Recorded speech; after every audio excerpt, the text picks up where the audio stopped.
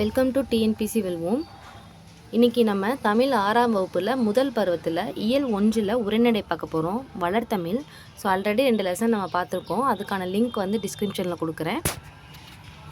So இதை read மட்டும் பண்ணிவிட்டு எது முக்கியமானது எக்ஸாம் பாயிண்ட் ஆஃப் வியூவில் கேட்பாங்களோ அது மட்டும் நம்ம பார்த்துக்கலாம். ஸோ மனித இன பரிணாம வளர்ச்சியின் சிறப்புகளில் ஒன்று மொழி. மனிதரை பிற உயிரினங்களிடமிருந்து வேறுபடுத்தியும் மேன்மைப்படுத்தியும் காட்டுவது மொழி.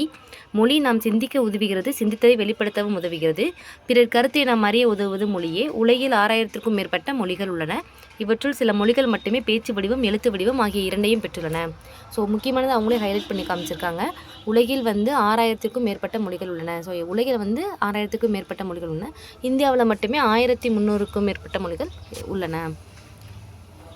உலக மொழிகள் பலவற்றுள் இலக்கண இலக்கிய வளம் பெற்று திகழும் மொழிகள் மிகச்சிலவே. அவற்றுள் செம்மைமிக்க மொழி என ஏற்றுக்கொள்ளப்பட்டவை சில மொழிகளே. தமிழ் மொழி அத்தகு சிறப்புமிக்க செம்மொழியாகும். தமிழ் இலக்கியங்கள் இனிமையானவை, ஓசை இனிமை, சொல்லினிமை, பொருளினிமை கொண்டவை.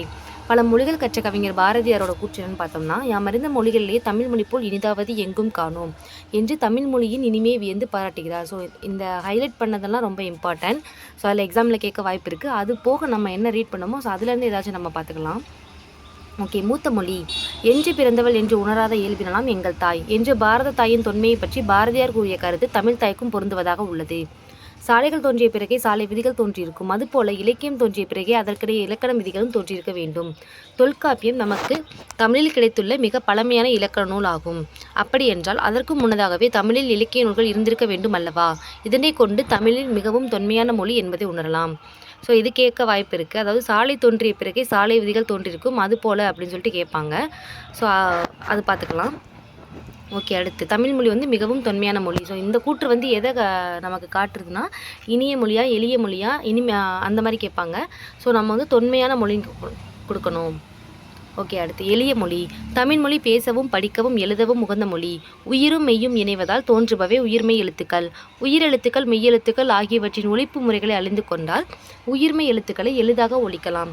எழுத்துக்களை கூட்டி ஒலித்தாலே தமிழ் படித்தால் இயல்பாக நிகழ்ந்துவிடும். எடுத்துக்காட்டு, ஆ மு து அமுது. தமிழை எழுதும் முறையும் மிக எளிதுதான். இதற்கேற்ப தமிழ் எழுத்துக்கள் பெரும்பாலும் வலஞ்சொலி எழுத்துக்களாகவே அமையும். வலஞ்சொலி எழுத்துக்கள் ஆ, ஏ, அவ், நா, ஞா. இடஞ்சொலி எழுத்துக்கள் டா, யா, லா. ஸோ இந்த வலஞ்சொலி எழுத்துக்கள் இடஞ்சொலி எழுத்துக்கள் வந்து நம்ம இலக்கணத்தில் பார்ப்போம், ரொம்ப டெப்த்தாக பார்க்கலாம். ஓகே, தெரிந்து கொள்வோம். ஸோ இது ரொம்ப இம்பார்ட்டன்ட். அதாவது சொல் கொடுப்பாங்க. இந்த சொல் வந்து எந்த இலக்கியத்தில் இல்லை எந்த நூலில் முதல்ல சொல்லப்பட்டிருக்காங்க. அதாவது தமிழ் என்ற சொல் வந்து முதல்ல எந்த நூலில் இல்லாட்டி எந்த இலக்கியத்தில் கூறப்பட்டதுன்னு கேட்பாங்க. தமிழ் வந்து தொல்காப்பியத்தில் தமிழன் கிளவியும் அதனோர் அற்றே. தொல்காப்பியம் 386வது பாட்டில், அதாவது தொல்காப்பியங்கிற நூலில் வந்து தமிழ்ங்கிற சொல் முதல்ல இடம்பெற்றுச்சு. சப்போஸ் அது வந்து மேற்கோள் கேட்பாங்க, எந்த கூற்று எந்த பாடல்னு கேட்பாங்க. இல்லைன்னா அந்த பாடல் இந்த தமிழன் கிளவியும் அதனோர் அற்றே அப்படின்னு இந்த பாடல் கொடுத்து இந்த பாடலில் தமிழ்ங்கிற சொல் வந்து எந்த நூலில் இடம்பெற்றுக்குன்னு கேட்பாங்க. அவங்களே தமிழ்ங்கிற சொல்லும் கொடுத்துருவாங்க, கூற்றையும் கொடுத்துருவாங்க, எந்த நூல்னு கேட்பாங்க. இல்லைன்னா எல்லாமே கொடுத்துட்டு இது எத்தனாவது பாடல்னு கேட்பாங்க. 386ன்னு நம்ம சொல்ல தெரியணும். ஸோ இதில் நம்ம எல்லாமே மனப்பாடம் பண்ணி தான் ஆகணும். தமிழ்நாடு. சிலப்பதிகாரம் வஞ்சிக்காண்டம். இமில் கடல் வேலியை தமிழ்நாடு ஆக்கிய இது நீ கருதினே ஆயின். வஞ்சிக்காண்டத்தில் 165வது பாடல். தமிழன்கிற சொல் வந்து அப்பர் தேவாரத்தில் தமிழன் கண்டை அப்படிங்கிற திருத்தாண்டகத்தில் 23வது பாடல். சீர்மை மொழி. சீர்மை என்பது ஒழுங்குமுறையை குறிக்கும் சொல். தமிழ் மொழியின் பல வகை சீர்மைகளும் அதன் சொற்சிறப்பு குறிப்பிடத்தக்கது. ஸோ இந்த ரெண்டு பேரால் என்ன கொடுத்துருக்காங்கன்னா, தமிழ் மொழியில் வந்து நம்ம உயர்திணை அப்படின்னு சொன்னால் அதுக்கான ஆப்போசிட் வந்து நம்ம எதிர்ச்சொல் வந்து தாழ்திணைன்னு சொல்லுவோம். ஆனால் தமிழ் மொழியில் தாழ்திணைன்னு சொல்லாமல் அக்ரிணை, அதாவது அல் கூட்டல் திணை, உயர்வு அல்லாத திணைன்னு நம்ம முன்னோர்கள் வந்து கொடுத்துருக்காங்க. அதே மாதிரி பாகற்காய் வந்து கசக்கும். கசப்பு, அதாவது டைரெக்டாக கசக்கிற காய் அப்படின்னு சொல்லாமல், அது கசப்புடைய காயின்னு சொல்லாமல் இனிப்பு சுவை அல்லாத காய் பாகு கூட்டல் அல் கூட்டல் காயின்னு சொல்லியிருக்காங்க. ஸோ இந்த மாதிரி பேரெழுதலும் சீர்மை மிக்கது தமிழ் மொழின்னு கொடுத்துருக்காங்க. ஸோ அடுத்து பார்த்தோம்னா வளமை மொழி. தமிழ் வளமை மிக்க மொழி. தொல்காப்பியம், நன்னூல் உள்ளிட்ட இலக்கண நூல்கள் மிகுந்த தமிழ் மொழி 8 தொகை 10 பாட்டு ஆகிய சங்க இலக்கியங்களை கொண்டது. திருக்குறள், நாலடியார் முதலிய அறநூல்கள் பலவும் நிறைந்தது. சிலப்பதிகாரம், மணிமேகலை முதலிய காப்பியங்களை கொண்டது. இவ்வாறு இலக்கிய இலக்கண வளம் நிறைந்தது தமிழ் மொழி. இதில் வந்து மேட்ச் கேட்பாங்க. அதாவது எப்படி கேட்பாங்கன்னா, தொல்காப்பியம் நன்னூல்ங்கிறது இலக்கண நூல்கள், 8 தொகை 10 பாட்டு வந்து இலக்கியங்கள், திருக்குறள், நாலடியார் போன்றவை வந்து அறநூல்கள், சிலப்பதிகாரம், மணிமேகலை வந்து காப்பியங்கள். ஸோ மேட்ச் ஃபாலோயிங்ஸ் கொடுத்தாலும் கொடுக்கலாம். தமிழ் மொழி சொல்வளம் மிக்கது. ஒரு பொருளின் பல நிலைகளுக்கும் வெவ்வேறு பெயர் சூட்டுவது தமிழ் மொழியின் சிறப்பாகும். சான்றாக பூவின் 7 நிலைகளுக்கும் தோன்றுவது முதல் உதிர்வது வரை தனித்தனி பெயர்கள் உண்டு. அதான் இந்த பிக்சரில் கொடுத்துருக்காங்க. தோன்றுவது முதல் வீழ்வது வரை, அதாவது அரும்பு, மொட்டு, முகை, மலர், அலர், வி, செம்மல். இது வந்து பூவோட 7 நிலைகள். பூவுக்கு எத்தனை நிலைகள்னு கேட்கலாம். 7 நிலைகள் வரும். ஒரு எழுத்தே ஒரு சொல்லாகி பொருள் தருவதும் உண்டு. ஒரு சொல் பல பொருளை குறித்து வருவதும் உண்டு. மா அப்படிங்கிற சொல்லுக்கு மரம், விலங்கு, பெரிய, திருமகள், அழகு, அறிவு, அளவு, அழைத்தல், துகள், மேன்மை, வயல், வண்டு போன்ற பல பொருட்கள் இருக்கிறது. ஸோ வளர்மொழி. இந்த பூவினுடைய 7 நிலைகள் பார்த்த மாதிரி இந்த தெரிந்து கொள்வோம் பாக்ஸ் பார்த்துக்கலாம். ஸோ பூவிற்கு வந்து 7 நிலைகள் இருக்கிற மாதிரி தாவர இலைகள்லேயே எத்தனை பேர்கள் வந்து நம்ம தமிழ் மொழியில் கொடுத்துருக்காங்கன்னு பார்ப்போம்.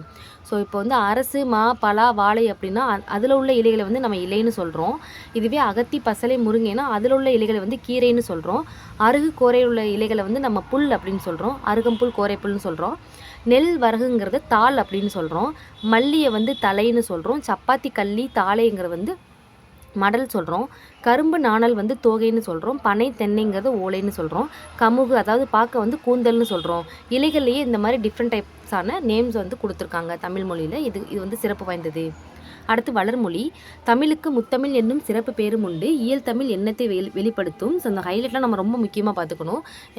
புக்லேயே கொடுத்துருக்குற ஹைலைட்டை வந்து இம்பார்ட்டண்ட்டாக படிச்சுக்கணும். இயல் தமிழ் வந்து எண்ணத்தை வெளிப்படுத்தும். இசைத்தமிழ் வந்து உள்ளத்தை மகிழ்விக்கும். நாடகத்தமிழ் வந்து உணர்வில் கலந்து வாழ்வின் நிறை குறைகளை சுட்டி காட்டும். இதுவும் மேட்சில் கேட்கலாம். ஓகே.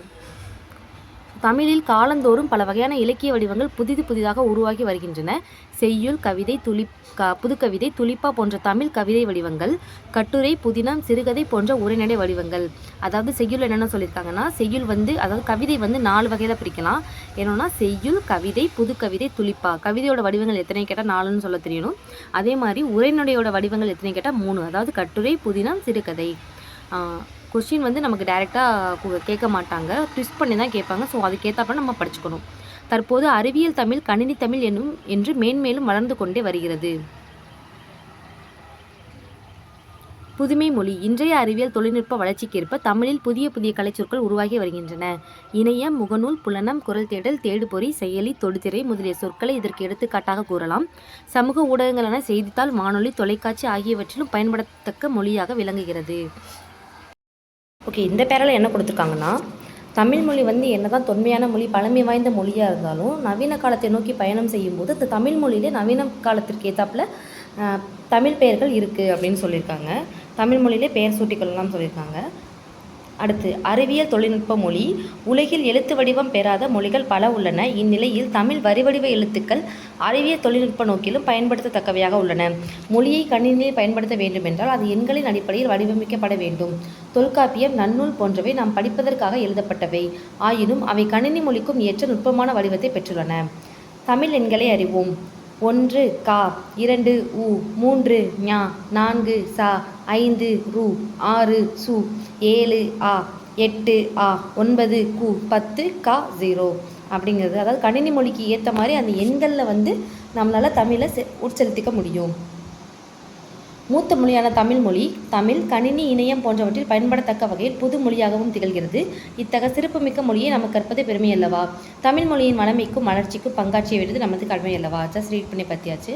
ஓகே, பின்னாடி ஒரு புக் பேக் கொடுத்துருக்காங்க. புக் பேக் கிடையாது, ஸோ இது ஒரு பாக்ஸ் மாதிரி கொடுத்துருக்காங்க. ஸோ இந்த பாக்ஸ் வந்து ரொம்ப கண்டிப்பாக மனப்பாடம் பண்ணியே ஆகணும். 2000 ஆண்டுகளாக வழக்கில் இருக்கும் தமிழ் சொற்கள். ஸோ முன்னாடி பார்த்த மாதிரி தமிழன், தமிழ்நாடு அப்படிங்கிற சொல் வந்து எந்தெந்த நூலில் இடம்பெற்றிருக்கு, எந்தெந்த பாடல்களில், எத்தனையாவது பாடல்கள்னு பார்த்த மாதிரி. ஸோ இந்த மாதிரி நம்ம இன்னும் வழக்கத்தில் இருக்கிற மொழிகள் வந்து எந்த நூலில் முதல்ல நம்ம கண்டுபிடிச்சோம் அப்படிங்கிறது தான் இதில் இருக்குது. வேளாண்மை வந்து கலித்தொகையில் 101வது பாடலில் இருக்குது. இந்த வேளாண்மைங்கிற சொல் வந்து அதே மாதிரி திருக்குறளில் 81வது பாடலில் இருக்குது. உழவருங்கிற சொல் வந்து நற்றிணையில் 4வது பாடலாக இருக்குது. பாம்புங்கிற சொல் வந்து குறுந்தொகையில் 229வது பாடலாக இருக்குது. வெள்ளம்ங்கிற சொல் வந்து 15வது பாடலாக இருக்குது. முதலைங்கிறது வந்து குறுந்தொகை 324, கோடை அகநானூறு 42வது பாடலில் இருக்குது. உலகம் தொல்காப்பியம் கிளவியாக்கத்தில் 56வது பாடலாகவும் திருமுருகாற்றுப்படையில் 1வது பாடலாகவும் இருக்கிறது. மருந்து அகநானூரில் 147வது பாடலாகவும் திருக்குறளில் 952வது பாடலாகவும் இருக்கிறது. ஊர் வந்து தொல்காப்பியம் அகத்திணையில் 41வது பாடல். அன்பு வந்து தொல்காப்பியம் கலவியில் 110வது பாடலாகவும் திருக்குறளில் 84வது பாடலாகவும் இருக்கிறது. ஊர் வந்து தொல்காப்பியம் கிளவியாக்கத்தில் 56வது பாடலாகவும் திருக்குறளில் 955வது பாடலாகவும் இருக்கிறது. மகிழ்ச்சி என்ற சொல் வந்து தொல்காப்பியம் கற்பியலில் 142வது பாடலாகவும் திருக்குறளில் 531வது பாடலாகவும் இருக்கிறது. மீன்கிற சொல் வந்து குறுந்தொகையில் 54. புகழ்கிற சொல் வந்து தொல்காப்பியம் வேற்றுமையியல் 71வது பாடல். அரசுங்கிற சொல் வந்து திருக்குறளில் 554வது பாடலில்.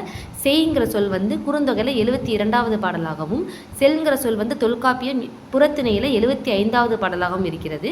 ஸோ பாருங்கிற சொல் வந்து பெருமானாற்று படையில் 435வது பாடல். ஒளிங்கிற சொல் வந்து தொல்காப்பியம் கிளவியாக்கத்தில் 48வது பாடலாகவும் இருக்கிறது. முடிங்கிற சொல் வந்து தொல்காப்பியம் வினையியல் 206வது பாடலாக இருக்கிறது. ஸோ இது கண்டிப்பாக கேட்பாங்க. ஸோ உயிர்ங்கிற சொல் வந்து எதில் கேட்டிருக்காங்க, எந்த நூலில் கேட்டிருக்காங்க. ஸோ இதில் உள்ள சொல் எல்லாமே நம்ம இன்னும் வரைக்கும் யூஸ் பண்ணிட்டுருக்க வேர்டு. ஸோ வெள்ளமாக இருக்கட்டும், உலகமாக இருக்கட்டும், மகிழ்ச்சியாக இருக்கட்டும், எந்த சொல்னாலும் இது கண்டிப்பாக மனப்பாடம் பண்ணி தான் ஆகணும்.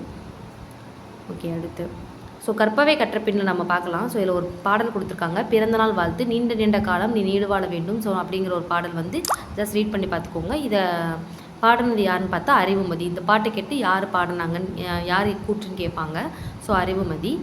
அடுத்து சரியான விடையை தேர்ந்தெடுத்தெழுதுக. தொன்மைங்கிறது வந்து பழமை என்று பொருள். இடப்புறம் என்னும் சொல்லி பிரித்தெழுத கிடப்பது இடம் கூட்டல் புறம். சீரிழமை என்னும் சொல்லி பிரித்தெழுத கிடப்பது சீர்மை கூட்டல் இளமை. சிலம்பு கூட்டல் அதிகாரி சேர்த்து எழுத கிடைப்பது வந்து சிலப்பதிகாரம். கணினி கூட்ட தமிழ் வந்து கணினி தமிழ். தமிழ் மணி போல் இனிதாவது எங்கும் காணும் பாரதியாரோட கூற்று. மா என்னும் சொல்லின் பொருள் வந்து மாடம் கிடையாது, வானம் கிடையாது, அம்மாவும் கிடையாது. ஸோ விலங்கு தான் ஆப்ஷன். ஸோ நாம் சிந்திக்கவும் சிந்தித்ததை வெளிப்படுத்தவும் உதவுது. ஸோ ஆல்ரெடி நம்ம ஃபஸ்ட் பார்த்த மாதிரி அதில் ஹைலைட் பண்ணது மட்டும் கிடையாது, நம்ம ரீட் பண்ணி பார்க்கும்போது அதுலேருந்து கொஸ்டின் கேட்க வாய்ப்பு இருக்குது. சிந்தித்ததை வெளிப்படுத்த உதவு வந்து மொழி. தமிழில் நமக்கு கிடைத்துள்ள மிக பழமையான இலக்கண நூல் கேட்டிருக்காங்க. கொஸ்டின் நல்லா பார்த்துக்கணும். இலக்கிய நூலாக இருந்தால் நம்ம வந்து 8 தொகை 10 பாட்டுன்னு கொடுக்கணும். ஸோ இங்கே வந்து காப்பியங்கள்னு கேட்டிருந்தா சிலப்பதிகாரம் மணிமேகலை அந்த வந்து காப்பியங்களை கொடுக்கணும். இலக்கண நூல்னு கேட்டிருக்காங்க. இலக்கண நூல்னால் நம்ம வந்து தொல்காப்பியம் நன்னூல் கொடுக்கணும். ஸோ ஆல்ரெடி சொன்னால் தொல்காப்பியம் நன்னூல் வந்து இலக்கண நூல்கள். ஸோ இலக்கியங்கள்லாம் 8 தொகை 10 பாட்டு, காப்பியங்கள்லாம் சிலப்பதிகாரம் மணிமேகலை, அறநூல்கள்னால் திருக்குறள் நாலடியார்னு போடணும். ஸோ மொழியை கணினியில் பயன்படுத்த வேண்டியில் அது வந்து என்ன வடிவில் இருக்கணும்னா எண்கள் அடிப்படையில் இருக்க வேண்டும். ஓகே, ஸோ அவ்வளோதான். இதில் வந்து இது முடிஞ்சிருச்சு.